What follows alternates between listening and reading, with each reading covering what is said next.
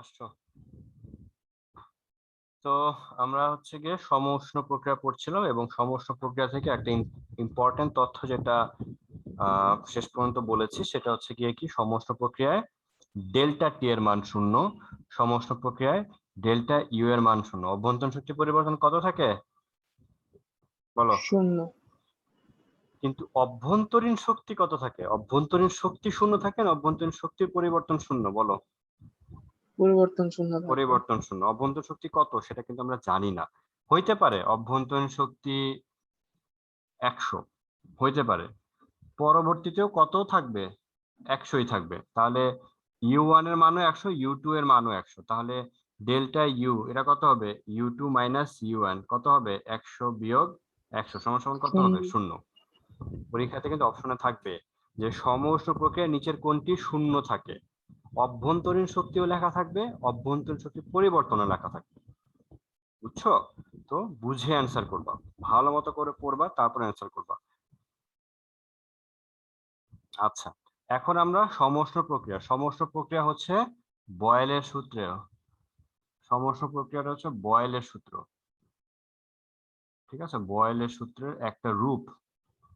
এটা কি রকম হয় গ্রাফটা দেখতে?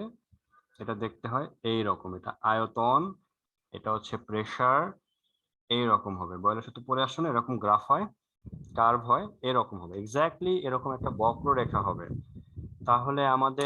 তাহলে আমরা আরেকবার পড়ি। সমস্ত প্রক্রিয়া যে যে তাপ শক্তি সরবরাহ করব পুরোটাই কোথায় ব্যবহৃত হবে?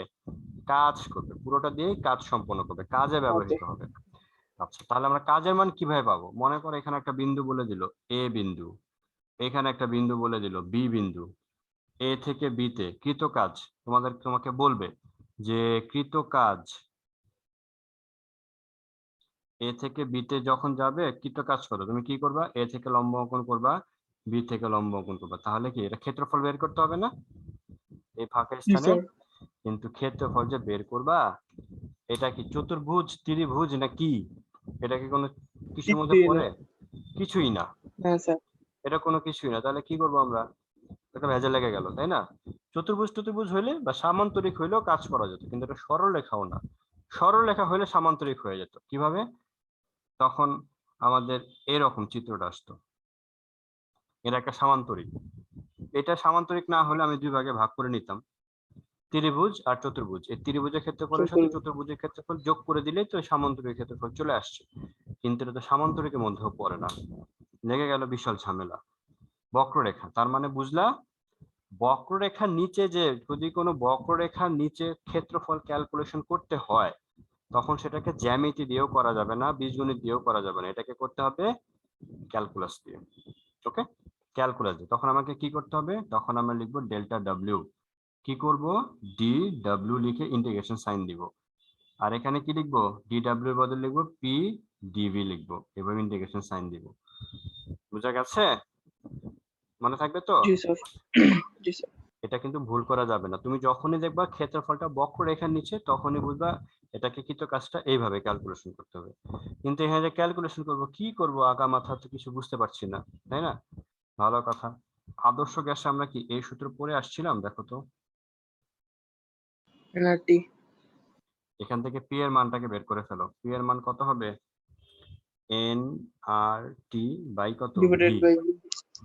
এখন তো পি এর মান পেয়ে গেছি, এখন এই পি এর মানকে ধরে নিয়ে এখানে বসায় দিব, বসায় দেখবো কৃত কাজ কত হয়। আসো করে ফেলি আমরা। লিখে ফেলো এখানে এন আর ক্যাপিটাল টি, এখানে ভি, এখানে কি হবে? ডিভি, এখানে ইন্টিগ্রেশন সাইন দিব। এন মানে কি? মোল সংখ্যা। তুমি যদি মনে করো একটা সিলিন্ডারে মানে একটা পাত্রে কিছু গ্যাস নাও, ঢাকনা দিয়ে ভালো মতো করে আটকে রাখো, গ্যাসগুলো কি বের হওয়ার সুযোগ আছে? বলতো তাহলে মোল সংখ্যা পরিবর্তন হবে? হবে না। আর মানে কি? গ্যাস ধ্রুবক, ও তো নিজেই ধ্রুবক, ও আবার কেন পরিবর্তন হবে? হবে না। টি মানে কি? তাপমাত্রা। এখানে কি লেখা আছে? তাপমাত্রার পরিবর্তন হবে না, মানে কি তাপমাত্রা একই থাকবে, তাপমাত্রা পরিবর্তন হবে না, মানে ডেল্টা টি এর মান শূন্য। কিন্তু টি এর মান তো শূন্য না, টি এর মান একটা আছে। মনে করো টি এর মান মনে করো 27 ডিগ্রি, টি টু এর মানও কত হবে? 27 ডিগ্রি হবে। কিন্তু টি টু থেকে টি ওয়ান বাদ দিলে এই যে ডেল্টা টি এর মান শূন্য। টি এর মান তো শূন্য না, মানে ফিক্সড। তাহলে এখানে টি এর মানও কি অপরিবর্তনশীল, তাহলে এটাও কি ইন্টিগ্রেশন, যারা যারা পরিবর্তন হবে না তারা ইন্টিগ্রেশন সাইনে বাইরে পাঠিয়ে দিবে। তাহলে রয়ে গেল কি এই যে ডিভি আর এই ভি রয়ে গেল, বুঝা গেছে? ডিভি আর ভি রয়ে গেল। এইখানে মনে করো এই বিন্দুতে আয়তন ভি1, বি বিন্দুতে আয়তন কত ভি2। কোত্থেকে কোথায় গেছে বলতো? এ থেকে বিতে এটা থেকে গিয়েছে। বিতে, তাহলে আয়তন কি ভি1 থেকে ভি2 তে গেছে না ভি2 থেকে ভি1 এ গেছে? V1 থেকে V2, তাহলে এখানে লোয়ার লিমিট লিখবা ভি1, আপার লিমিট কি লিখবা ভি2। ঠিক আছে? V2, আচ্ছা, এবার আমরা এই পাশে ক্যালকুলেশন করে এই কাজটা মুছে দিই। কারণ ওকে, এখানে ডেল্টা ডাব্লিউ এন আর টি যা আছে তাই এখানে থেকে যাবে। ডিভি বাই ভি, এটাকে একটা সূত্র লিখে নাও, কোন কর্নারে লিখে দেই। 0, এটাকে ইন্টিগ্রেশন করলে 0, হবে লন এক্স, ln x, এইটা হবে। ডিএক্স বাই এক্স কে ইন্টিগ্রেশন করলে কত হবে? লন এক্স। ঠিক ln x, similarly dv by v এটাকে ইন্টিগ্রেশন করলে কত হবে? লন ln ভি। v, আর এখানে কে থাকবে? ভি2 ভি1। নেক্সট লাইন এনআরটি লন ভি2 মাইনাস লন ভি1। পরের লাইন লন কমন যায় তাই না? লন কমন গেলে ভাগ হয়ে যায় না? 9 10 পড়ে আসে না সূচক চ্যাপ্টারে, তাই না? পড়ে আসে। তাহলে এটাই হচ্ছে আমাদের কৃতকাজের পরিবর্তন বা কৃতকাজ। ওকে, তাহলে সমস্ত প্রক্রিয়ায় কৃতকাজের জন্য একটা সূত্র পেয়ে গেলাম আমরা, তাই না? সেটা কি সূত্র পেয়ে গেলাম? এনআরটি লন ভি2 বাই ভি1। ঠিক আছে, একটু সুন্দর করে লিখি, জি দাঁড়াও স্যার, বড় করে লিখি। ক্যালকুলেটর হাতের কাছে আছে? জি স্যার, ক্যালকুলেটর হাতের কাছে থাকলে আমরা এখন একটা এক্সপেরিমেন্ট করব। ঠিক আছে, এখানে একটু মুছে দেই, এগুলো এগুলো তো লেখা হয়ে গেছে না, এগুলো একটু মুছে দেই। জি স্যার, এই যে সিলিন্ডার, হ্যাঁ, সিলিন্ডারের ঢাকনা প্রথমে এখানে ছিল, কোথায় ছিল? এই যে এ তে ছিল। এখন ঢাকনা হয়ে গেছে বি তে চলে গেছে, আয়তন কি বাড়ছে না কমছে বলো তো? বাড়ছে, বাড়ছে। এই গ্রাফ মতে আয়তন কি বাড়ছে না কমছে? গ্রাফ থেকে আয়তন প্রথমে এই পয়েন্টে ছিল, এখন আয়তন ডানে সরে গেছে, ডানে সরে গেলে কি বাড়ে না কমেছে, কমে? ডানে সরে গেলে কি পাবে না, বাড়ে না কমে? চিন্তা করো। বাড়ছে স্যার, 1 2 3 4 বাড়ছে না? বাড়ছে স্যার, হ্যাঁ বাড়ছে। তাহলে আয়তন যদি বাড়ে তাহলে বলো ভি2 এর মান বেশি না ভি1 এর মান বেশি? V2 এর মান বেশি, ভি2 এর মান বেশি। আয়তন বাড়লে ডেল্টা ভি, চিন্তা করে আমি ভালো মতো জিজ্ঞেস করি, খুব মনোযোগ দিয়ে অ্যান্সার করবা। আয়তন যদি বাড়ে, তুমি এইমাত্র বললা যে ভি2 ইজ গ্রেটার দেন ভি1, তাহলে ডেল্টা ভি তুমি কি লিখবা? ভি2 মাইনাস ভি1 লিখবা, তাই না? যেহেতু এটা বেশি। জি স্যার, এখন এই রেজাল্টটা কি ধনাত্মক হবে, পজিটিভ হবে না নেগেটিভ হবে? পজিটিভ হবে, পজিটিভ হবে। আমরা যে ডেল্টা ডাব্লিউ পড়েছিলাম, কি পড়েছিলাম? পি ডেল্টা ভি, এটা মান তো ফিক্সড, এটা যদি পজিটিভ হয় এটাও পজিটিভ, পজিটিভ ইন্টু পজিটিভ কি জি হবে? স্যার, পজিটিভ হবে। পজিটিভ, তার মানে কাজের মান যদি ধনাত্মক হয় তাহলে কে কাজ করবে, সিস্টেম নাকি পরিবেশ? ছকটা দেখে আসো। কাজ করবে পরিবেশ, সিস্টেমের উপর পরিবেশ কাজ করবে, উল্টা বলে ফেললাম না? ঢাকনা কি উপরে সরে গেছে, কে কাজ করছে? এই গ্যাসগুলা কাজ করছে না? হ্যাঁ স্যার, গ্যাসগুলা কাজ করে, গ্যাসগুলা কোথায় পরিবেশ, ছিল? সিস্টেম কাজ করছে, সিস্টেমের ভেতর, গ্যাসগুলা সিস্টেম, সিস্টেমে ছিল, তাহলে কাজ কে করছে? সিস্টেম কাজ করছে। সিস্টেম তার মানে করছে, বুঝবা আমরা কি বুঝলাম? ডেল্টা ডাব্লিউ মান পজিটিভ আসলে সিস্টেম কাজ করে। মিলছে? ম্যাথের সাথে কনসেপ্টের সাথে কি মিলছে না? পুরোপুরি ভাবে মিলে গেছে। হ্যাঁ এখন স্যার, তুমি একটা কাজ করো, ভি2 এর মান নাও 5 আর ভি1 এর মান নাও 4। যেহেতু ভি2 এর মান বেশি, আমি বেশি নিলাম, ভি1 এর মান 4, যেহেতু কম কম নিলাম। এবার তুমি ক্যালকুলেটর হাতে নিয়ে এখানে বসাও লন 5/4, দেখো কত আসে রেজাল্ট। লন ব্র্যাকেট দিয়ে 5/4 কত আসে? ধনাত্মক আসে না নেগেটিভ? পজিটিভ আসে না নেগেটিভ আসে? 0.23, পজিটিভ পজিটিভ। 0.223, পজিটিভ আসছে, তাই না? তার মানে আমি কি জি, বুঝলাম, V2 এর মান যদি V1 থেকে বেশি হয় তাহলে ডেল্টা ডাব্লিউ কি হবে, পজিটিভ হবে। মিলে গেছে, তাই না? এবার একটা কাজ করো, V1 এর মান V2 এর মান 4 নাও আর V1 এর মান 5 নাও। এবার ক্যালকুলেটর প্রেস করো, দেখো কি আসে।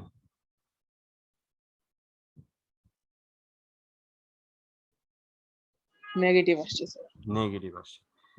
V2 এর মান কমে গেলে, এই যে V2 এর মান যদি কমে যায় তাহলে কি ঢাকনা কি উপরে উঠবে না নিচে নামবে? আগে এতে নিচে ছিল, এতে আগের ছিল, অবস্থানে থাকে। না না আগে এতে ছিল। যদি হ্যাঁ, আয়তন কমে যায় তাহলে কি জায়গা কি কমে যাবে না? কমে গেলে কি হবে, ঢাকনা নিচে নেমে যাবে। নিচে নেমে যাবে। তাহলে নিচে নেমে কেমনে, অটোমেটিক নামবে না উপর থেকে জাতা দিতে হবে? উপর থেকে ধাক্কা দিতে হবে, ধাক্কা না দিলে তো সে নিচে নামবে না। তো না, উপর থেকে যদি ধাক্কা দেয়, কে ধাক্কা দিবে? আমি, তুমি, যে কেউ। আমরা কোথায় আছি, সিস্টেমে না বাইরে? পরিবেশ। পরিবেশে আছে। তার মানে এখানে কে কাজ করলো, পরিবেশ কাজ করলো। পরিবেশ তাহলে পরিবেশ যদি কাজ করে ডেল্টা ডাব্লিউ কি হয়, নেগেটিভ হয়। এটা কিন্তু আমরা পড়ে আসছি, নেগেটিভ। একটু আগেই পড়ে জি স্যার। আসছি। এবং গণিত থেকেও কি হয়ে গেল, ম্যাথমেটিক্স মিলে গেল। আমাদের কোশ্চেন হবে এরকম, সৃজনশীল কোশ্চেন বলবে যে উপরোক্ত উদ্দীপকের আলোকে দেখাও যে সিস্টেম, এক্ষেত্রে সিস্টেম কাজ সম্পন্ন করেছে। উপরোক্ত উদ্দীপকের আলোকে দেখাও যে এক্ষেত্রে সিস্টেম কাজ সম্পন্ন করেছে। তো সিস্টেম যদি কাজ করে থাকে, আমি যদি ক্যালকুলেশন করে কোনোভাবে দেখাইতে পারি ডেল্টা ডাব্লিউ এর মান পজিটিভ, তাহলে বুঝবো সিস্টেম কাজ করছে, এটা দেখানো হয়ে যাবে। আর যদি বলে উপরের উদ্দীপকের আলোকে দেখাও যে পরিবেশ কাজ করেছে সিস্টেমের ওপর, আমি কি করব, ক্যালকুলেশন করে ডেল্টা ডাব্লিউ এর মান যদি নেগেটিভ আসে তবেই আমি বলতে পারবো সিস্টেমের ওপর পরিবেশ কাজ করছে। পারবা ল্যাঙ্গুয়েজ জি গুলো স্যার। ধরতে? এগুলো কিন্তু এক্সামে আসবে। তাহলে এই যে কাজের মান পেয়েছে, এটা এই কাজের মান কোন প্রক্রিয়ার জন্য? সমষ্ণ প্রক্রিয়া। সমষ্ণ প্রক্রিয়ার জন্য। লিখে রাখবা, সমষ্ণ প্রক্রিয়া কৃত কাজের রাশিমালা এটা V2/V1 লিখবা। বইতে V1/V2 থাক, তুমি V2/V1 পড়বা, লিখবা, অন্য কিছু লিখবা না। আর n মানে মোল সংখ্যা, দেখবা বইতে n নাই। বইতে দেখবা কি n নাই, কেন নাই? কারণ বইতে 1 মোল নিয়ে কাজ করছে। 1 মোল নিয়ে কাজ করলে n এর মান তো অটোমেটিক 1 আসবেই, এটা তো আর বলার দরকার নেই। কিন্তু আমরা যে কোনো মূল নিয়ে কাজ করব, বুঝা গেছে? হুম, আশা করি জি স্যার। সমষ্ণ প্রক্রিয়া পারছো বা পারবে এবং ভুল হবে না। এবার আমরা যে কাজটা করব বা যে বিষয়টা পড়ব সেটা হচ্ছে গিয়ে রুদ্ধতাপীয় পরিবর্তন। হুম,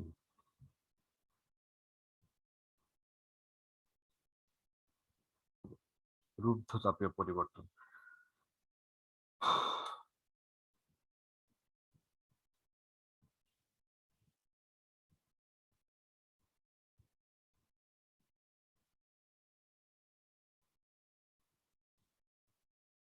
রুদ্ধতাপীয় পরিবর্তন, ওকে। এই হলো, আমরা রুদ্ধতাপীয় পরিবর্তনটা পড়বো। দেখা যাক রুদ্ধতাপীয় কি, এটা কিভাবে কাজ করে না করে। এটা কি কি জানি বলে, রাহাতের যে ইসে কি বলে, আসিফ, ওর খবর কি? আসিফ স্যার ফ্যামিলিতে একটু সমস্যা, ওর বোন অসুস্থ, স্কট হসপিটালে ভর্তি, আর ওর গলায় টনসিল, জ্বর, আর গলায় টনসিলের অবস্থা খারাপ। ও আচ্ছা আচ্ছা, টনসিল, ঠান্ডা জনিত সমস্যা। জি স্যার। আরে প্রত্যেক ফ্যামিলিতে কি কি যে আসলে রোগ হচ্ছে, এটা হ্যাঁ আসলে স্যার। করোনার সিমটমে, করোনারই পরবর্তী। দেখা যায় অনেক মানুষের করোনা হয় কিন্তু সে বুঝতেও পারে না যে বুঝতে আমার পারে না। করোনা হয়েছে। আবার দেখা যায় অনেকের একদিন জ্বর হয়, পরের দিন ভালো হয়ে যায়। আর অনেকের আবার দেখবে কি জ্বর হয়েছে তো কমে না, মাথা ব্যথা কমে না, টেস্ট করায় না, ভয়ে টেস্ট করায় না। কারণ যদি টেস্ট করানো দেখা পজিটিভ আসে তাহলে দেখবে মেন্টালি অনেক উইক হয়ে যায়, এই ভয়ে অনেকে জি টেস্ট স্যার। করে না। আবার যারা সুস্থ হয়ে ওঠে করোনার পরবর্তীতে, তখন দেখবা কি বিভিন্ন ধরনের সমস্যা, দেখবা একটার পর একটা রোগ ধরা পড়তেছে। যে কারো দেখবা কিডনি সমস্যা, আবার এতদিন ছিল না ওই করোনা থেকে ভালো হওয়ার পরপরই কারো ফুসফুসের সমস্যা, কারো দেখবা শরীরে প্রচন্ড ব্যথা করে, বাতের ব্যথা, মাসেল পেইন, তারপর দেখবা গিরায় গিরায় ব্যথা, একটার পর একটা থাকেই। পুরোপুরি হবে 100% কেউ করোনা পরবর্তীতে কেউ 100% সুস্থ হয়ে উঠছে, এটা আসলে খুব বলা মুশকিল। আবার মাঝখানে চলতেছে ঢাকা শহরে ডেঙ্গু সমস্যা, মানে ঢাকা শহরে ডেঙ্গু। কই যাব মানুষ। এখন ডেঙ্গুতেও জ্বর হয়, করোনাতেও জ্বর হয়, মানুষ কনফিউজ হয়েছে কোন জ্বর কি কারণে হয়েছে। ঠিক আছে, জি, কারণ ডেঙ্গুতে আবার হাত পা ব্যথা করে, কিন্তু জয়েন্টে জয়েন্টে ব্যথা করে। ডেঙ্গু হইলে তোমার আরেকবার রোগ আসলে চিকুনগুনিয়া, এটা তো 2008, 2017 বা 2015 সালের দিকে চিকুনগুনিয়া যখন আমার আমার হয়েছিল। তো আমি হচ্ছে হাত যেটা আছে, হাত এভাবে আঙ্গুল গুলা মুট করা যায় না, যেত না। মুট করলে কটকটে শব্দ হইতো ব্যথায়। মনে হইতো কি যে ভেঙে ভেঙে যাবে। এভাবে হাত আছে, আমি মুট করতেছি, একদম মনে হইতেছে যে এই হাতটার এগুলো খুলে টুলে সব চলে আসবে। আর এই পাশ থেকে এই পাশে শুইতে গেলে মনে হইতেছে কত যে যুদ্ধ করে কাঁধ এই কাঁধ থেকে এই কাঁধ হইতে হচ্ছে, প্রচন্ড ব্যথা থাকে শরীরে। তবে চিকুনগুনিয়া এটা হলে একটা জিনিস পজিটিভিটি কিছু একটা আছে যেটা আমি অবজার্ভ করছি, সেটা হচ্ছে প্রচন্ড ঘুম হয়। ঠিক আছে, মানে শুইলে ঘুমায় যেতাম, মানে ঘুম চলে আসে, কিভাবে কোত্থেকে আসে এটা আসলে বোঝা যায় না, কারণ শরীর হাত পা এত ব্যথা থাকে, এত টায়ার্ড থাকে সবগুলা সেল। এই হচ্ছে। যাই হোক, সবাই সুস্থ থাকো, মাস্ক ছাড়া কিন্তু বের হবা না, যা কিছুই হোক মাস্ক টাস্ক পরে বের হবা। বাইরে বাসা থেকে, বাসায় ঢুকলেও হাত হাত টাত মানি ব্যাগ এগুলো একটু সাবধানে রাখবা, বা চেষ্টা করবো যতটুকু সাবধান থাকা যায়। আসলে এত 100% সাবধানে থাকা যায় না আসলে পুরোপুরি ভাবে, জি তাই না? স্যার। দেখা যায় মনের অজান্তে হাতটা নাকে চলে গেল, বা একটু মুখে গেল, বা মনের অজান্তে চোখে চলে গেল। তো অনেক কেয়ারফুল থাকতে হয়, এত কেয়ারফুল আসলে থাকা সম্ভব না, তারপরে যতটা সম্ভব থাকা যায়। ভিড় মোটামুটি একটু এড়িয়ে চলবা লোকজন। যাই হোক, আমরা রুদ্ধচাপের পরিবর্তন একটু দেখে আসি। রুদ্ধচাপের পরিবর্তন হচ্ছে তাপ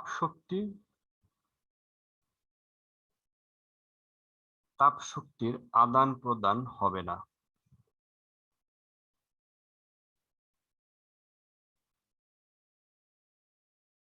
ঠিক আছে, তাপ শক্তির কোনো আদান প্রদান হবে না মানে কি, একটা সিস্টেমে তাপ শক্তি প্রবেশও করবে না, সিস্টেম থেকে তাপ শক্তি বাইরেও আসবে না। এটাই হচ্ছে গিয়ে রুদ্ধ তাপে, মানে তাপকে রুদ্ধ করে দিছে, আটকায় ফেলছে, রুদ্ধ তাপীয়। তো এখানে ঘটনা কি হবে, এখানে হচ্ছে একটা ওই যে, এখানে কোন সিস্টেম নিতে হবে, এখানে আমাদের কিন্তু বিচ্ছিন্ন সিস্টেম নিতে হবে, কারণ বিচ্ছিন্ন সিস্টেম হচ্ছে এমন একটা সিস্টেম যে সিস্টেমে তাপ শক্তি বাইরেও যাবে না, ভেতরে আসবে না। এরা মনে করে একটা পানির ফ্লাক্স, এটাকে আমি ভালো মতো করে আটকে রাখছি যাতে তাপ শক্তি ভেতরে বাইরে যেতে না পারে। আমি তাপ শক্তি দিব ঠিকই, কিন্তু কোনো কিছু হবে না। ঠিক আছে, ভিতরে যাবে না, বাইরে থেকেও, ভিতর থেকেও বাইরে আসবে না। তো এই ক্ষেত্রে আমাদের তাপ গতিবিদ্যার প্রথম সূত্রটা কি হবে, এটার মান তো শূন্য। রুদ্ধতাপের প্রক্রিয়ায় ডেল্টা কিউ এর মান শূন্য। ঠিক আছে, দেখ একটা জিনিস খেয়াল করছো, কোনো না কোনো প্রক্রিয়ায় কিছু না কিছু জিরো হয়ে যাচ্ছে, তাই না? জি স্যার। হ্যাঁ, তো রুদ্ধতাপের প্রক্রিয়া ডেল্টা কিউ এর মান শূন্য, তাহলে এটা যদি শূন্য হয় তাহলে আমি কি লিখবো, ডেল্টা ইউ প্লাস কত, ডেল্টা ডাব্লিউ। এটাকে রেখে দাও 1 নং সমীকরণ। এখন এবার লিখি আমরা, 1 হতে লেখা যাবে এটা ডেল্টা মাইনাস ডেল্টা ডাব্লিউ, এবং এটা কি লেখা যাবে, ডেল্টা ডাব্লিউ সমান সমান মাইনাস ডেল্টা ইউ। একবার কি করছি, জি একবার আমি স্যার। এটাকে ওই পাশে পাঠাইছি, আরেকবার এটাকে ওই পাশে পাঠাইছি। ঠিক আছে, একবার ডেল্টা ডাব্লিউ কে এই পাশে পাঠাইছি, একবার ডেল্টা ইউ কে এই পাশে পাঠাইছি। তো একই তো কথা, তুমি যদি এই সমীকরণকে উভয় পক্ষকে নেগেটিভ সাইন দিয়ে গুণ করো তাহলে এটা নেগেটিভ হয়ে যাবে, এটা পজিটিভ হয়ে যাবে, মানে এটা এখানে ব্যাক করতেছে। কিন্তু এই সমীকরণ আর এই সমীকরণ কিছু আমাদেরকে বলতে চায়, কি বলতে চায়, এই সমীকরণ আমাদেরকে বলে যে অভ্যন্তরীণ শক্তির, এখানে হচ্ছে গিয়ে এখানে হচ্ছে ডেল্টা ইউ প্লাস।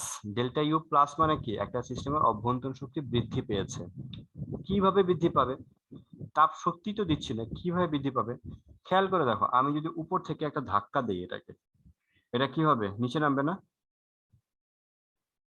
নামবে, জি স্যার। নিচে নামবে। নিচে নামলে কি অণু পরমাণু গুলা কি জায়গা কি কমে গেল না, কমে আগে যে যাবে। কমে গেলে কি হবে, ধাক্কাধাক্কি বেড়ে যাবে। ধাক্কাধাক্কি বাড়লে কি, যত ধাক্কা লাগবে তত তাপ শক্তি উৎপন্ন হবে। তাপ শক্তি উৎপন্ন হলে বা তাপমাত্রা বাড়বে, তাপমাত্রা বাড়লে কি হবে, অভ্যন্তরীণ শক্তি বৃদ্ধি পাবে। রাইট, তার মানে এখানে কি হলো, যে এখানে হচ্ছে পরিবেশ, এখানে হচ্ছে কি অভ্যন্তরীণ যে কাজটা হয়েছে সেটা হচ্ছে গিয়ে সিস্টেম কর্তৃক কৃত কাজ অভ্যন্তরীণ শক্তি বৃদ্ধি পেয়েছে, এবং এখানে হচ্ছে অভ্যন্তরীণ শক্তি বৃদ্ধি পেয়েছে এবং সিস্টেমের ওপর কাজ সম্পন্ন করা হয়েছে, সিস্টেমের ওপর পরিবেশ কর্তৃক কৃত কাজ দিয়ে অভ্যন্তরীণ শক্তি বৃদ্ধি পেয়েছে। ওকে, এই লাইনটা আমাদেরকে সেটাই বোঝায় যে সিস্টেমের ওপর কাজের ফলে অভ্যন্তরীণ শক্তি বৃদ্ধি পায়। এটা আমাদেরকে বোঝায় সিস্টেমের ওপর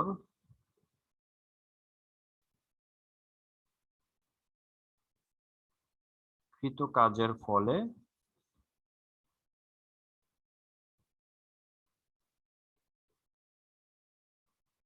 অভ্যন্তরীণ শক্তি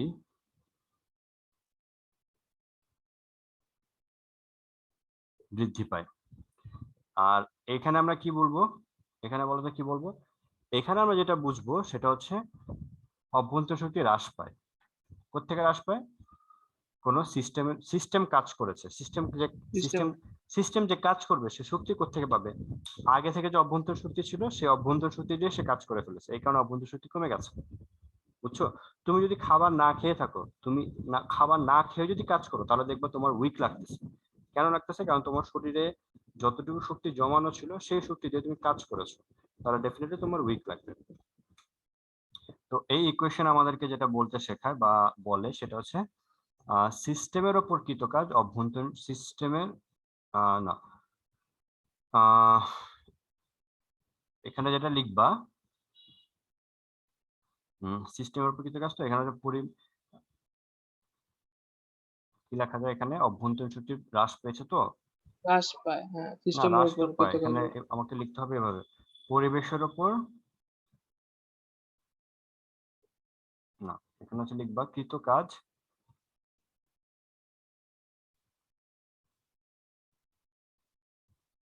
অভ্যন্তরীণ শক্তি দ্বারা সম্পন্ন হয়, এতে অভ্যন্তরীণ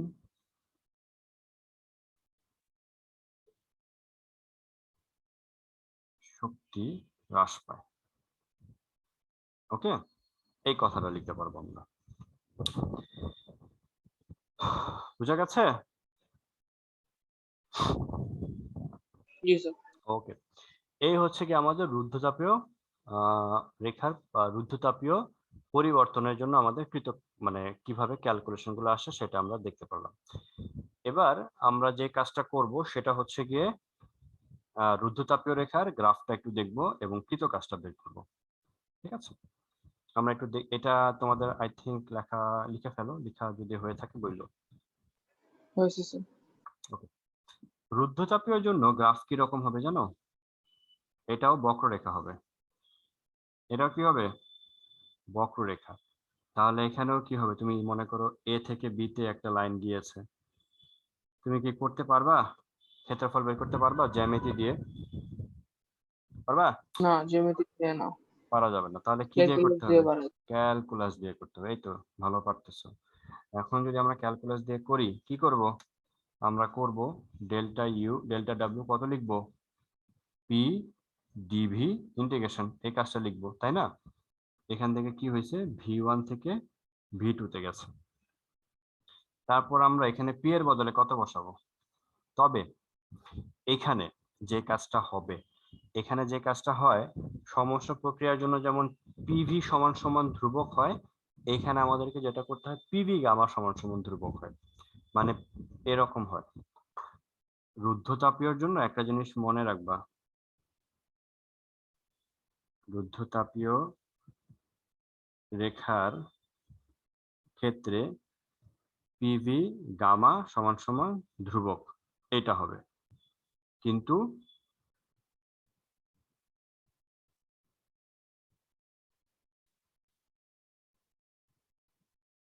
সমষ্ণ রেখার ক্ষেত্রে এটা হয়ে যাবে পিভি সমান সমান সি হবে। এই তথ্যটা লিখে রাখো। তো আমরা যেহেতু রুদ্ধতাপীয় রেখা পড়তেছি, তাহলে আমাদেরকে এখানে অন্য কিছু ক্যালকুলেশন বা অন্যভাবে ক্যালকুলেশন করতে হবে। কিভাবে ক্যালকুলেশন করতে হবে আমরা দেখি। দেখো পিডিভি লিখলাম, তো পিডিভি তো লিখলাম, ভালো কথা, কিন্তু পি এর বদলে আমরা যে সমউষ্ণ রেখার জন্য আমরা কি পিভি এনআরটি ব্যবহার করেছি না, তাই না? পিভি এনআরটি জি ব্যবহার স্যার। তুমি মনে হয় দেখছো যে পিভি এনআরটি লিখে তারপর আমরা পি এর মানটা বের করে লিখছি, কিন্তু এখানে সেটা করা যাবে না। এখানে কি লিখতে হবে জানো? এখানে লিখতে হবে এটা, কোথায় লিখবো, এই পাশে লিখি, হ্যাঁ। পিভি গামা সমান সমান কে ধ্রুবক, তো আমরা যে কাজটা করব, পি এর মান কত হবে জানো? সি ভি টু দি পাওয়ার কত হবে গামা, পি এর মান এটা লিখতে হবে। পি এর বদলে আমাকে এইটা লিখতে হবে। এখন এই মানটা এখানে বসাতে হবে। কত লিখবো? C v to the power gamma, এখানে লিখবো আমরা কি লিখবো, ডিভি লিখবো। তারপর এটাকে আমরা ইন্টিগ্রেশন করব একইভাবে। ইন্টিগ্রেশন আমরা করব, ইন্টিগ্রেশন তো অবশ্যই করা যাবে। করার পর আমাদেরকে অনেক একটা বিশাল একটা ক্যালকুলেশন আছে। এই ক্যালকুলেশনটা যেটা হচ্ছে আমরা একটু করি, আসো। এখানে v to the power gamma আছে, তো এটাকে এভাবে লেখা যায় কিনা দেখো তো। সি টা তো বাইরে চলে আসবে। এই সূত্রটা হচ্ছে এই সূত্র, x to the power n d x integration করলে কত হয়, x to the power n plus one, আর এখানে কত, এন প্লাস ওয়ান, এইটা লিখতে হবে। ওকে, তোমাদের ম্যাথমেটিক্স এর কি অবস্থা? ম্যাথমেটিক্স পড়তেছো কোথাও? জি স্যার। কোথায়? তার কাছে স্যার। কমপ্লিট, ভালো মতো পড়ো। ম্যাথমেটিক্স যে কত কাজে আসে ফিজিক্সে। অনলাইনে পড়ো নাকি অফলাইনে? অনলাইনে স্যার। ওকে, আমরা এটা লিখলাম, এই যে এটা আসবে। এখান থেকে আমরা লিখবো ডেল্টা ডাব্লিউ ইকুয়ালস টু কত, এই যে one minus gamma plus one, এটা এইভাবে হয়ে যাবে, ওয়ান মাইনাস গামা, এখানে সি লিখবা, আর এখানে লিখবা এই যে ভি টু, এই যে lower limit v one, upper limit v two, তাহলে লিখবা v two gamma plus one minus v one minus gamma plus one. তারপর এখানে আমাদেরকে সি দিয়ে মাল্টিপ্লিকেশন করব, সি দিয়ে মাল্টিপ্লিকেশন করে ক্যালকুলেশন করব।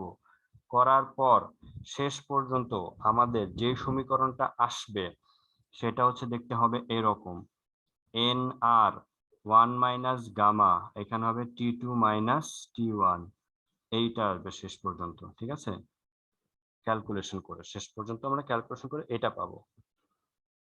বুঝা গেছে?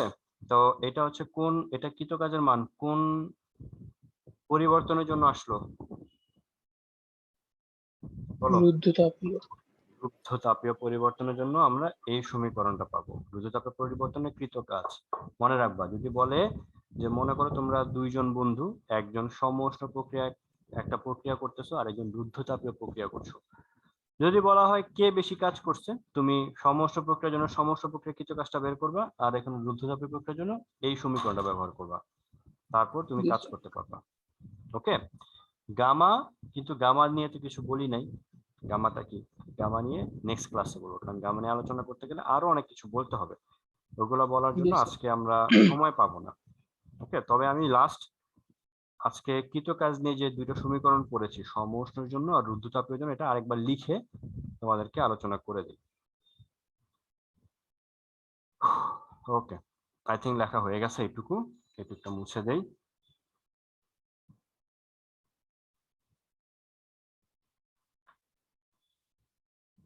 রুদ্ধচাপীয় আর সমউষ্ণ পরিবর্তনে আমি তোমাদের জন্য একটা ছক করে দিতেছি, এই ছকটা মাথায় রাখবা। এটা হচ্ছে সমউষ্ণ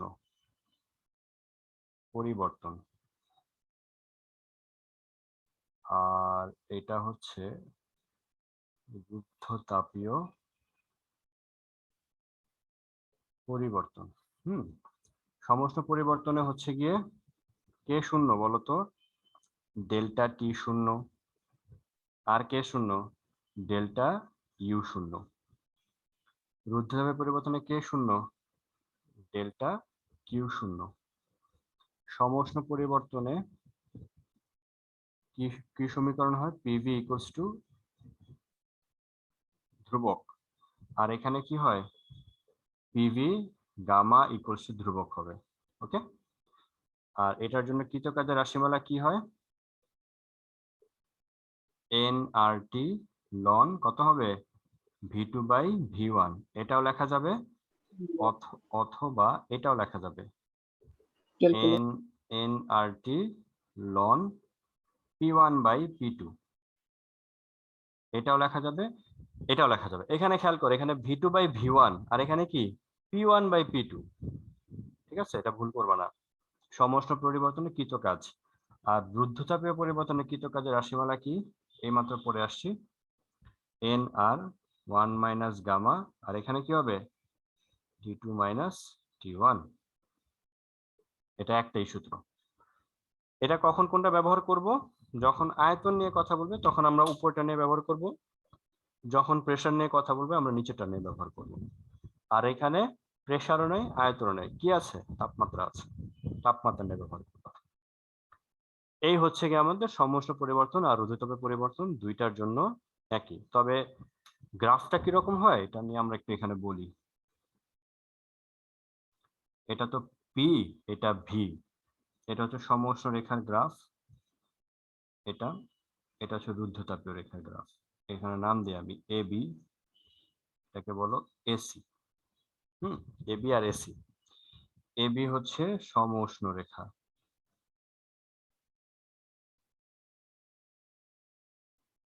আর এসি হচ্ছে রুদ্ধতাপীয়।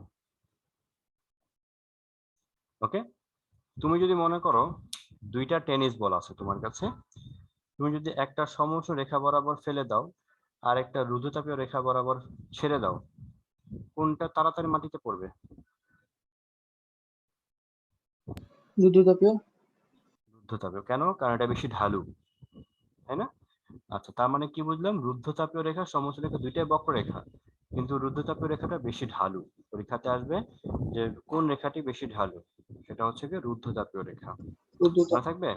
আমরা নেক্সট ক্লাসে দেখব যে যে পড়েছিলাম না যে এটা এটা কোত্থেকে আসে সেটা পড়বো, আর এই দুইটা রেখা কি রকম ঢালু যে কম বেশি, এটা কি গণিত দিয়ে ব্যাখ্যা করা যায় কিনা সেটাও দেখার ট্রাই করবো, এক্সামে আসে এগুলা। আর নেক্সট শনিবার তোমাদের ক্লাস আমি নিতে পারবো না, একটু ব্যস্ত থাকতে পারি। ঠিক আছে, আজকে ব্যস্ত থাকার কথা ছিল কিন্তু ওইটার কাজটা নেক্সট শনিবারে গিয়েছে, তো যার কারণে আজকে ক্লাস নিতে পারলাম। শনিবার মেবি ব্যস্ত থাকবো। তো তার মানে আমাদের ফোর্থ উইকের অ্যাসাইনমেন্ট শনিবারের পরে যে কোনো দিন জমা নিতে পারে?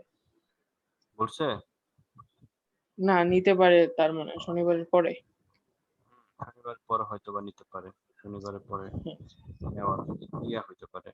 ডেট এখনো কলেজ থেকে দেয় নাই, হয়তো বা দিবে। যাই হোক, অ্যাসাইনমেন্ট করে ফেলো তাড়াতাড়ি করে। আর আজকে যেগুলো পড়ছি এগুলোর উপর ভিত্তি করে আমি কিছু ম্যাথ তোমাদেরকে দিয়ে দিব, এগুলো পড়বা, কেমন?